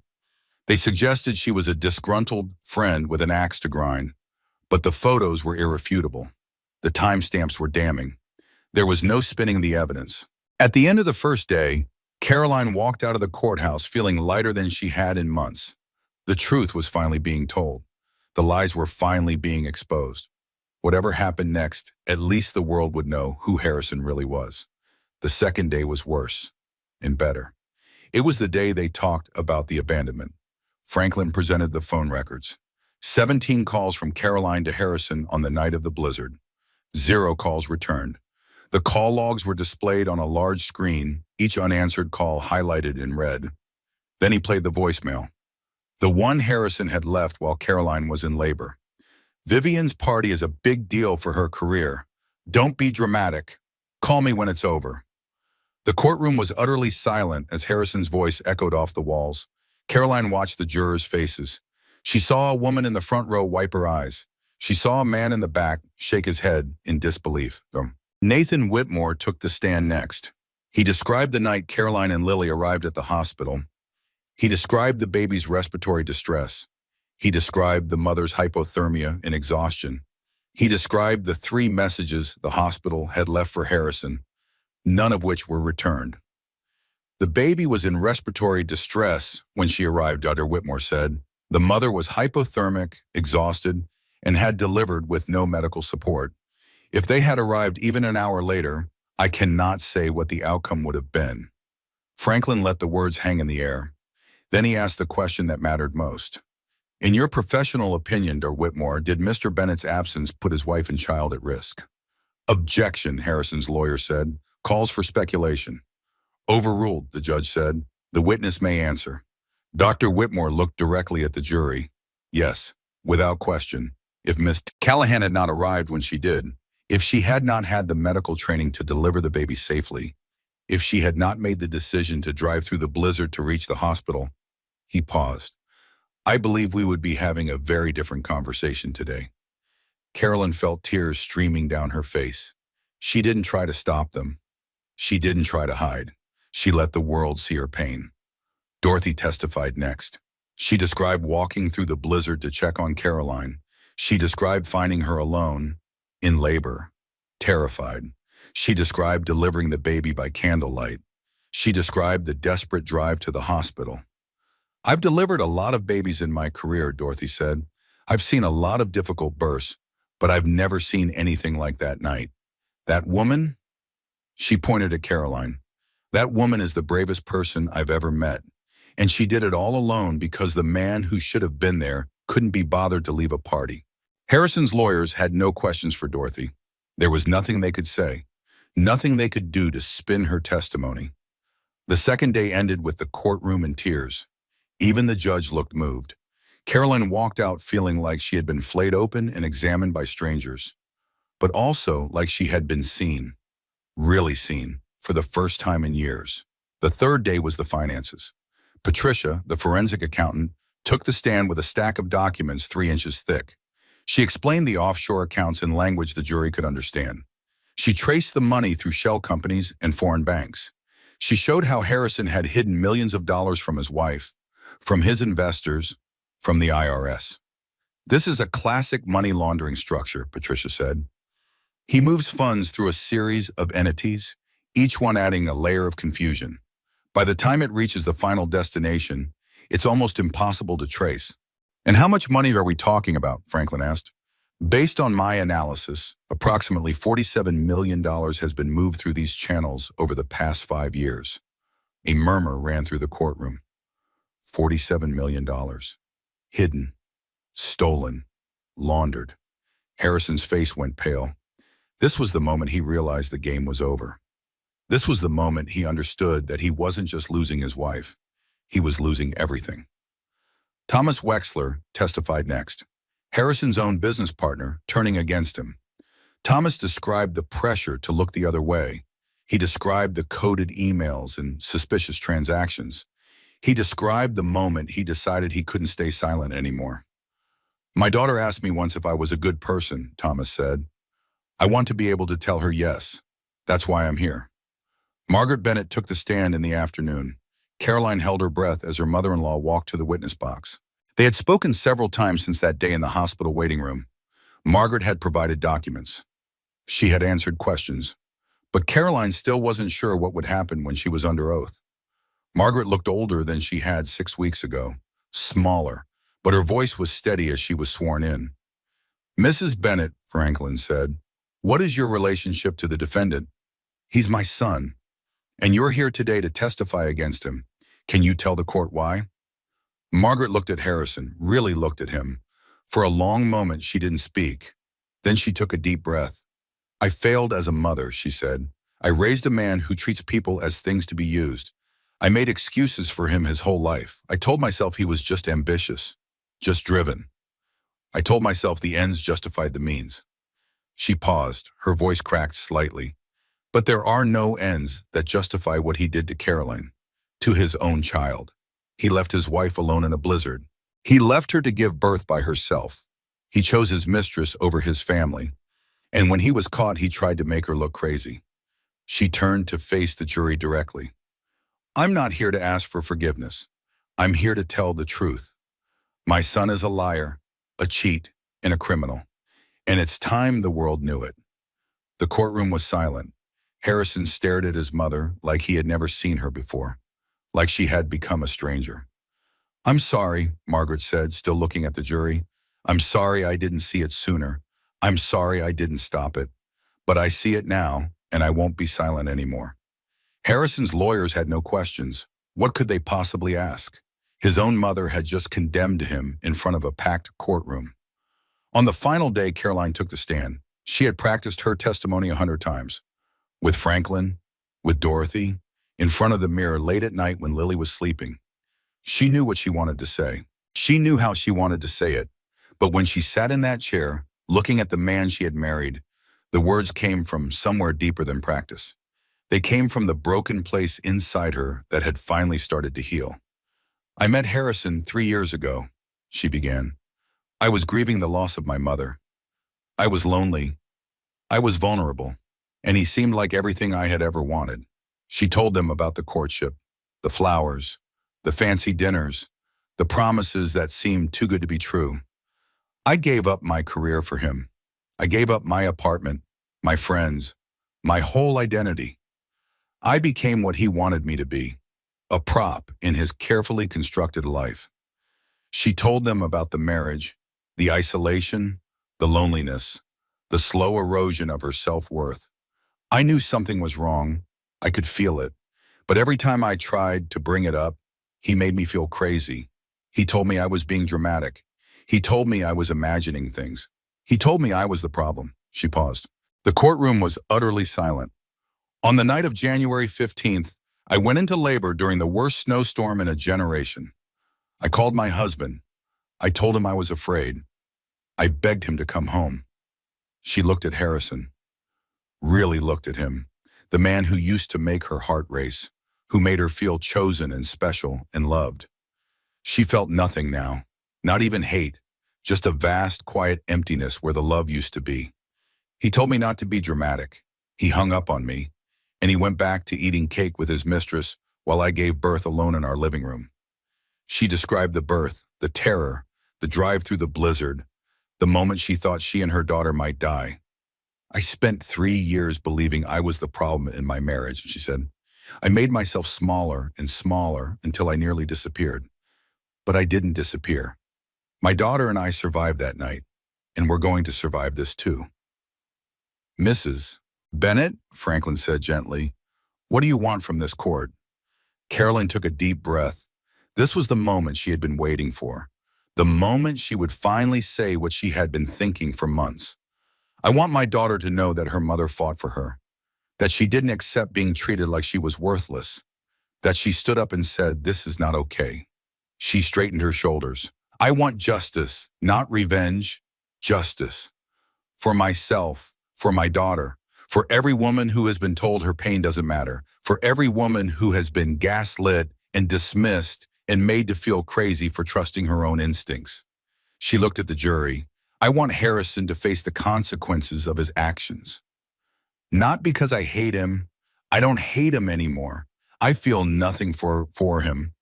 But because consequences matter. Because the truth matters. Because no amount of money or charm should allow someone to treat another person the way he treated me. The courtroom was silent. No one moved. No one breathed. I want to move on, Caroline said finally.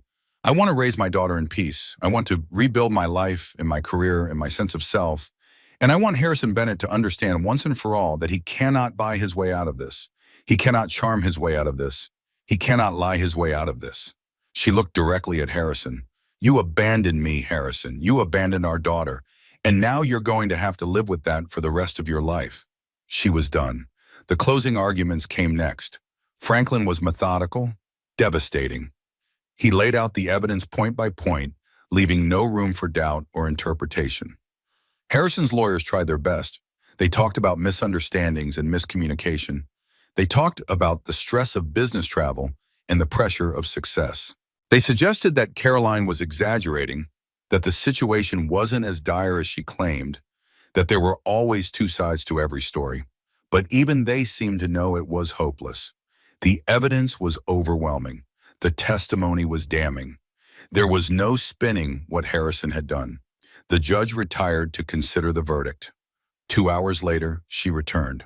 The courtroom fell silent as she took her seat.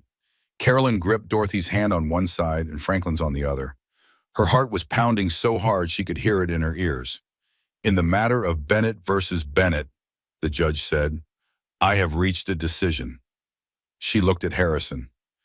Mr. Bennett, I have rarely seen a case as clear-cut as this one. The evidence of your infidelity is overwhelming.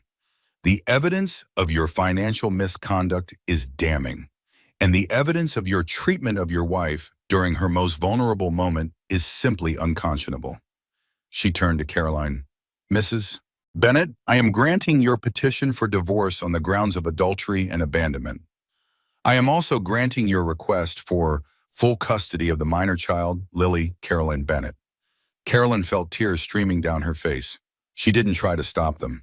Regarding the division of assets, the judge continued, the prenuptial agreement between the parties contains a morality clause that is triggered by infidelity. As such, the asset protection provisions are nullified. I am ordering an equitable division of all marital assets, including the Vermont estate, all domestic accounts, and 50% of any assets recovered through the ongoing federal investigation. Harrison's lawyers tried to object. The judge silenced them with a look. Furthermore, I am referring this matter to the U.S. Attorney's Office for investigation of potential wire fraud and money laundering charges. Mr. Bennett, I strongly suggest you retain criminal counsel. The gavel fell. It was over. Caroline sat frozen for a moment, unable to process what had just happened. She had won. She had actually won. Full custody, half the assets, a referral for criminal charges. Justice. Dorothy squeezed her hand. You did it, honey. You did it. Franklin was smiling, actually smiling. I told you, arrogance makes people sloppy. Around them, the courtroom erupted in controlled chaos. Reporters rushed for the doors. Harrison's lawyers huddled around him, talking in urgent whispers. Margaret sat alone in the gallery, tears streaming down her face. Carolyn stood slowly. Her legs felt unsteady. But she was standing. She was still standing. She walked past Harrison's table on her way out.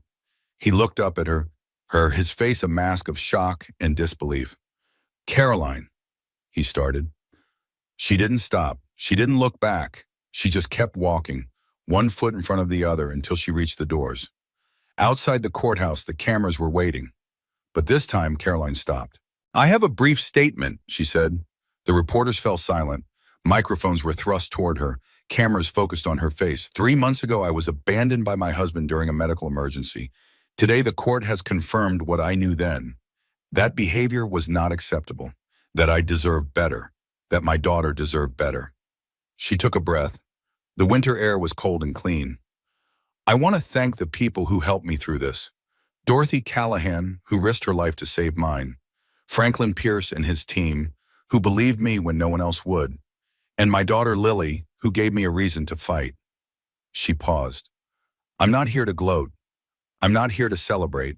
I'm here to say that the truth matters, that women's voices matter, that being wealthy and charming doesn't give anyone the right to treat another person as disposable. A reporter called out, "What's next for you, Mrs. Bennett?" Carolyn looked at the winter sky, at the sun shining through the bare branches of the trees, at the world that was waiting for her. Living, she said. That's what's next. Just living. She turned and walked down the courthouse steps. Dorothy was waiting at the bottom with a smile on her face. Franklin was beside her, already on the phone with his office. Behind her, she could hear the reporters shouting questions. She could hear Harrison's lawyers making statements. She could hear the chaos of a story that would dominate the news cycle for weeks. But she didn't look back. She just kept walking, toward the car, toward home, toward her daughter, toward the rest of her life. 6 months later, the snow had melted and the world had moved on. Carolyn stood on the porch of her new house, a cup of coffee warming her hands, watching the sun rise over the mountains. The sky was painted in shades of pink and gold, the kind of sunrise that made you believe in new beginnings.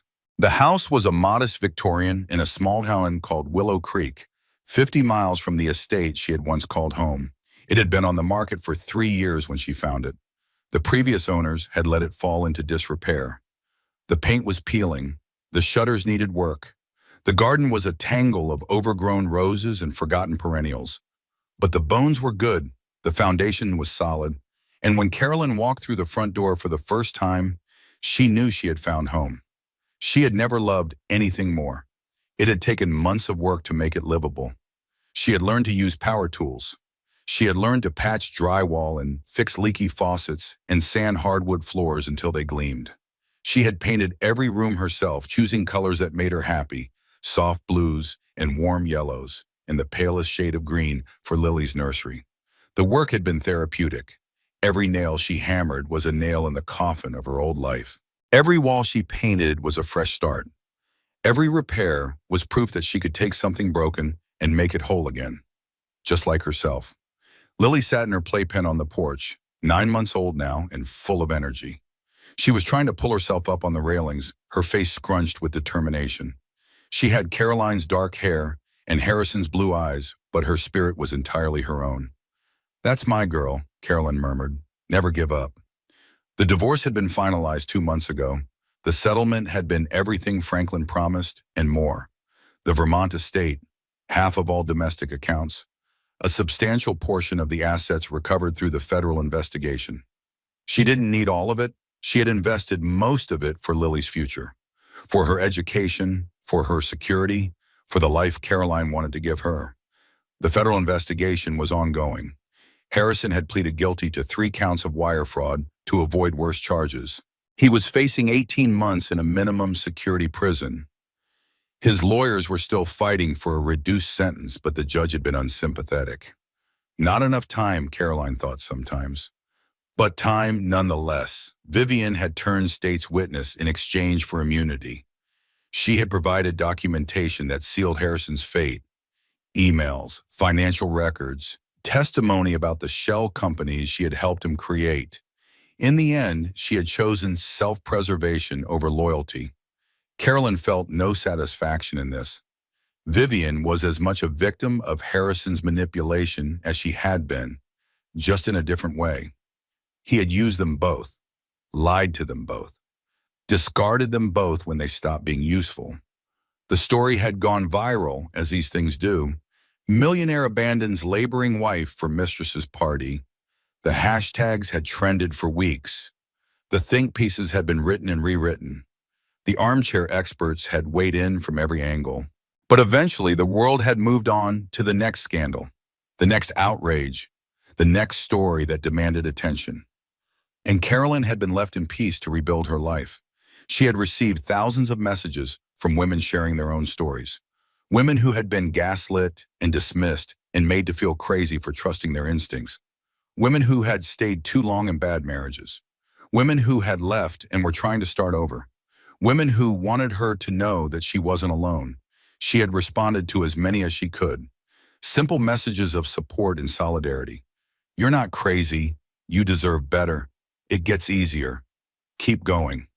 She had started a small consulting practice, helping domestic violence organizations with their legal frameworks. The work was meaningful. The pay was modest. The hours allowed her to be present for Lily. It wasn't the high-powered legal career she had once imagined for herself, but it was something better. It was work that mattered, work that helped people, work that made a difference.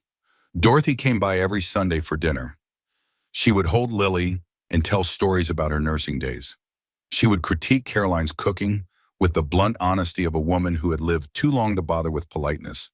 She would stay late, drinking tea and talking about everything and nothing. She had become the mother Caroline no longer had, the grandmother Lily deserved. "You know," Dorothy said one Sunday, watching Lily take her first tentative steps across the living room, "I never had children of my own. I always regretted that. But watching you two," she smiled, "I think maybe I was just waiting for the right family to come along." Carolyn had hugged her then, had cried on her shoulder, had thanked her for the 100th time for walking through that blizzard. "Stop thanking me," Dorothy had said. "You would have done the same thing." I don't know if I would have been brave enough. Well, bravery isn't the absence of fear. It's the decision to act despite the fear. Dorothy had looked at her with those sharp, knowing eyes. "You were brave every day of that marriage. You just didn't know it." Margaret had become an unexpected ally. She visited once a month, always with gifts for Lily and genuine warmth that Caroline was still learning to trust. She had sold the family estate in Connecticut and moved into a modest apartment in Burlington. She had donated a significant sum to a women's shelter in the next town over. Penance, she called it, the beginning of making things right. She and Caroline would never be close. There was too much history, too many years of subtle cruelties and cold shoulders. But they had found a way to coexist, a way to share Lily without fighting, a way to move forward without forgetting the past. She looks more like you every day, Margaret said during her last visit, watching Lily play with blocks on the living room floor. She has your determination, your spirit. She has your eyes, Caroline said. Harrison's eyes. Margaret was quiet for a moment. He writes to me, from prison, letters full of excuses and self-pity. He still doesn't understand what he did wrong. He never will. No, I suppose he won't. Margaret sighed. I used to wonder where I went wrong, what I did to raise a man like that, but I've stopped asking. Some people are just broken in ways that can't be fixed. Do you still love him? He's my son. I'll always love him. Margaret's eyes were sad. But I don't like him. I haven't liked him in a very long time. I just didn't let myself see it until it was too late. Cecilia had reached out again last month, a tentative email asking if maybe someday they could talk. Caroline had stared at the message for a long time before responding. I'm not ready yet, she had written, but I'm getting closer. Give me time. The anger had faded, not disappeared entirely, but faded. Cecilia had made a terrible choice, but she had also been manipulated by the same man who had manipulated Caroline. They were both victims of Harrison's lies. Maybe someday they could be friends again. Maybe someday Caroline could forgive her. But that day wasn't today, and that was okay. On this particular evening, Caroline was watching the sunset when she noticed someone moving in next door. The house had been empty since she bought her place, a for sale sign gathering dust in the overgrown yard. But now there was a moving truck in the driveway and a tall man carrying boxes through the front door. He had a daughter with him, a little girl maybe a year older than Lily, with blonde pigtails and a gap-toothed smile. She was carrying a stuffed rabbit and directing the movers with the confidence of a tiny general. The man looked up and saw Caroline watching. He waved. She waved back. He was handsome in an unassuming way, tall and broad-shouldered, with kind eyes and an easy smile. He moved like someone who was comfortable in his own skin, someone who had nothing to prove, nothing like Harrison. Later, after the moving truck had left and the lights had come on in the windows next door, there was a knock at her front door. Caroline opened it to find the man standing on her porch with a bottle of wine and an apologetic expression. I'm sorry to bother you, he said. I'm James Cooper. We just moved in next door. My daughter Rosie insisted we meet our neighbors immediately. Behind him, the little girl with pigtails waved shyly. I'm Caroline, and this is Lily. She gestured to the baby in her arms. They're almost the same age, James said, smiling. Rosie's been asking for a friend ever since her mother. He stopped abruptly. Well, that's a story for another time, maybe. There seems to be a lot of that going around. They looked at each other for a moment. Two single parents, two people starting over. Two lives that had been broken and were slowly being rebuilt. Would you like to come in for coffee? Caroline asked. I was just about to make some. That would be nice, James smiled. That would be really nice. She stepped aside to let them in. Rosie made a beeline for Lily's toys, immediately finding a stuffed elephant that captured her attention. James looked around the house with the appreciative eye of someone who understood the work that had gone into it. You fixed this place up yourself? Mostly YouTube tutorials and stubbornness. It's beautiful, really beautiful. He ran his hand along the restored mantelpiece. The previous owners let it go to hell. I was worried whoever bought it would just tear it down. I thought about it, Caroline admitted. Would have been easier, probably. But there was something about the bones of the place, something worth saving. James nodded slowly. I know what you mean. She made coffee while he watched the girls play. Rosie was showing Lily how to stack blocks, narrating each step with the patience of an experienced older sister. Lily was watching with wide eyes, occasionally reaching out to knock the tower down, which made Rosie giggle. She's wonderful, Carolyn said, nodding toward Rosie. Very patient. She's had to be. James's eyes were on his daughter, full of a love so fierce it made Caroline's chest ache. Her mother passed away 2 years ago, cancer. It was... He shook his head. It was fast. Too fast. One day she was fine, and then... I'm sorry. Thank you. He accepted the coffee she offered. We needed a fresh start. New town, new house, new beginning. The old place had too many memories. I understand that. What about you? He glanced around the house again. This seems like a fresh start kind of place. It is. Carolyn sat down across from him. I got divorced earlier this year. It wasn't... She paused, trying to find the right words. It wasn't a good marriage. By the end, anyway. I'm sorry. Don't be. It was the right decision. She looked at Lily, who was now chewing on a block, while Rosie looked on with concern. The only decision, really. They talked for an hour, about nothing important, about everything important, about the town and the schools and the best places to buy groceries, about raising children alone and the challenges that came with it, about the strange relief of starting over and the terror of not knowing what came next. James was easy to talk to. He laughed at her jokes and made some of his own. He listened when she spoke and asked questions that showed he was actually paying attention. He wasn't trying to impress her. He wasn't performing. He was just present. It felt strange and wonderful and terrifying. We should probably go, James said finally, glancing at the clock. It's past Rosie's bedtime, and we still have about 1,000 boxes to unpack. Of course. Carolyn walked them to the door. Thank you for coming over. It was nice to meet you both. It was nice to meet you too. James hesitated on the porch. Listen, I don't know if this is weird, but would you want to have dinner sometime? With the girls, I mean. Nothing. He stumbled over his words. I'm just saying it would be nice to have friends nearby, to not be alone. Carolyn looked at him, at his nervous smile and his kind eyes, and his daughter tugging impatiently at his hand. She thought about Harrison, about the whirlwind courtship and the promises that seemed too good to be true, about the way she had rushed headlong into a fairy tale without looking for the cracks. She wasn't ready for another relationship. She might never be ready. The wounds were still too fresh, the scars still too tender.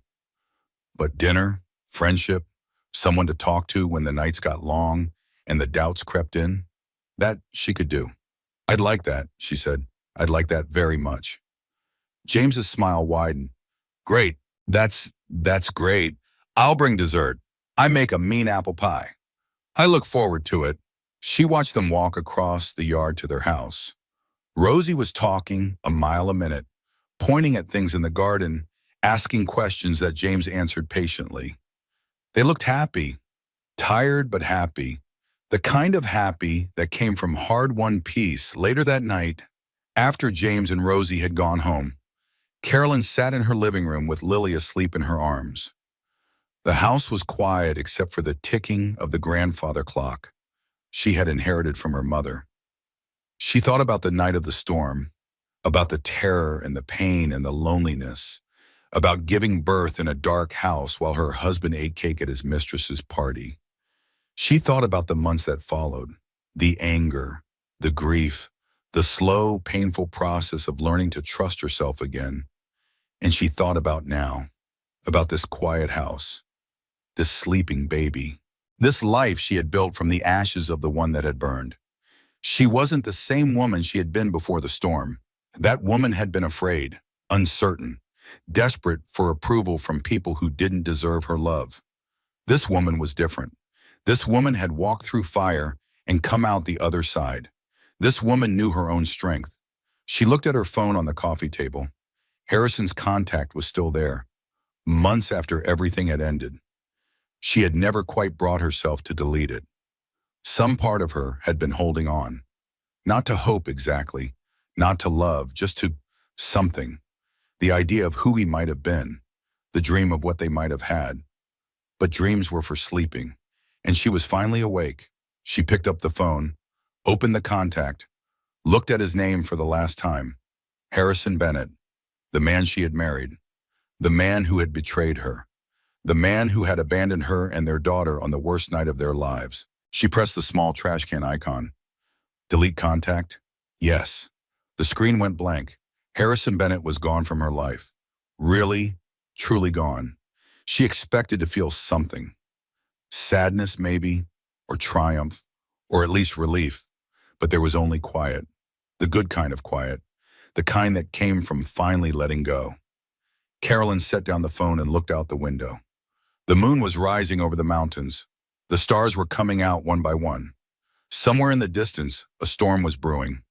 She could see the clouds gathering on the horizon, dark and heavy with the promise of rain. But storms passed. They always passed. And she was so much stronger than any storm. She thought about her mother, about the last conversation they had had before she died. "I'm worried about you," her mother had said. "You work too hard. You never take time for yourself. I want you to be happy, Caroline, really happy, not just successful." "I will be, Mom, I promise." But she hadn't been. Not for years. She had been too busy chasing someone else's idea of happiness to find her own. Now finally she understood what her mother meant. Happiness wasn't a destination. It wasn't something you achieved and then held on to forever. It was a practice, a choice you made every day, a garden you tended, knowing that some plants would bloom and others would wither, but the work itself was worthwhile. She had a garden now, a real one, out behind the house. She had planted roses in the spring, cutting back the overgrown brambles and making room for new growth. She had planted vegetables too, tomatoes and peppers and herbs that she used in the meals she cooked for Lily and Dorothy, and now maybe James and Rosie too. It wasn't perfect. Nothing ever was. But it was hers. She looked down at Lily, sleeping peacefully in her arms, at this tiny person who had taught her so much about love and strength and starting over. "We made it, baby girl," she whispered. "We made it." Lily stirred slightly, her small hand reaching up to grasp Caroline's finger. Even in sleep, she held on tight. "You're never going to know him," Caroline said softly. "Your father, you're never going to know what he did or who he was, and that's okay. That's better, probably. You're going to grow up knowing that you're loved, that you're wanted, that you're worth fighting for." She thought about all the things she would teach her daughter, how to be kind without being weak, how to be strong without being hard, how to trust herself, even when the world told her she was wrong. "I'm going to mess up sometimes," Caroline admitted. "I'm going to make mistakes, but I promise I'll always be there. I promise I'll always show up. That's more than your father could say, and it's a promise I'll keep until my last breath." The clock struck 9. Outside, the storm clouds were closer now. She could smell rain on the wind. But inside, everything was warm and safe, and exactly as it should be. Tomorrow there would be work to do, a house to fix up, a life to build, a future to imagine, boxes to unpack next door and new friends to make, and 1,000 small adventures waiting to happen. But tonight there was only this, only the warmth of her daughter against her chest, only the peace of a battle finally won, only the quiet certainty that she had survived the worst thing that had ever happened to her and discovered she was capable of so much more than she had ever imagined. She closed her eyes, and for the first time in 3 years, she slept without fear. When she woke, the storm had passed. The sun was streaming through the windows, painting the walls in shades of gold. Lily was awake in her crib, babbling happily to herself. Caroline stretched and smiled. A new day, a new beginning, a new life. She picked up her daughter and walked to the window. The world outside was washed clean by the rain. Everything sparkled. Everything shone. "Look at that, Lily," she said. "Isn't it beautiful?" Lily pointed at a bird on the windowsill and made a sound that might have been bird, or might have been nothing at all. Carolyn laughed. "That's right, bird. And over there, trees. And up there, sky. So much sky, baby girl. So much world to explore." She heard a door open next door. James came out onto his porch with a cup of coffee, Rosie trailing behind him in pajamas covered with unicorns. He saw Caroline in the window and waved. She waved back. Maybe they would have dinner tonight. Maybe they wouldn't. Maybe they would become friends. Maybe something more someday, when she was ready. Maybe nothing at all. It didn't matter. What mattered was that she was here, alive, free, with her daughter in her arms and the whole world stretching out before her. The prison door had been unlocked all along. She had been her own warden, but she was free now. And freedom tasted like morning coffee and baby giggles and the promise of a good day ahead. Carolyn turned from the window and carried Lily to the kitchen. There was breakfast to make and a life to live and adventures to have. The story wasn't over. It was just beginning. And this time she would write it herself. And that is how Caroline Bennett survived the storm. Not just the blizzard that night, but the storm of lies and betrayal and heartbreak that followed. If this story moved you, if you felt Caroline's pain and celebrated her victory, I have one small request. Hit that like button. It tells me you want more stories like this one. Leave a comment below. Tell me what part touched your heart the most. Share this with someone who needs to hear that they are stronger than they know. And if you haven't already, subscribe to this channel. We have so many more stories waiting for you. Thank you for staying until the end. Thank you for being part of this journey. Until next time, remember, storms pass, they always pass, and you are so much stronger than any storm.